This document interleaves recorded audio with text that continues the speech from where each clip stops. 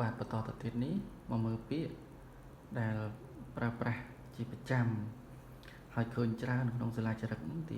1គឺពាក្យស្រេដែលមានន័យថាស្រែថាសជើងរស្រដាក់ស្រេអានថាស្រេអញ្ចឹងទៅហើយរូបទំនើបទៅសេបែបនេះដើម្បីសម្រួលដល់ការអានបើមើលរូបនេះពុំយល់ទេអាចមើលរូបនេះបានគ្រាន់ថាស្រេមួយក្នុងស្រេមួយក្រៅខុសគ្នាប៉ុណ្ណឹងឯបុរាណនៅខាងក្នុងទី2ពាក្យថាស្រោកប៉ុន្តែពាក្យនេះមាន2ពាក្យស្រោកផងពាក្យស្រោផងឬក៏អានថាស្រូស្រុស្រូ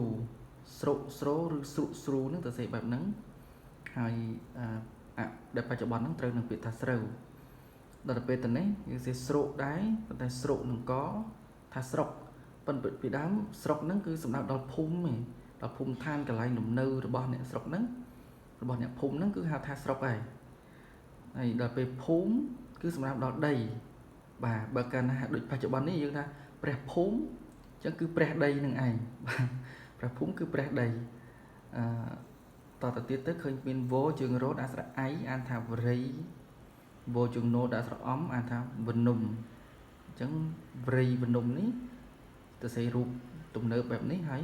សំដៅដល់ព្រៃនិងភ្នំពាក្យពីរហ្នឹងដាច់ពីគ្នាព្រៃក៏មានន័យរបស់គេផ្សេងថាព្រៃអញ្ចឹងទៅវនុំហ្នឹងក៏មានន័យរបស់គេផ្សេងថាភ្នំអញ្ចឹងដែរបាទ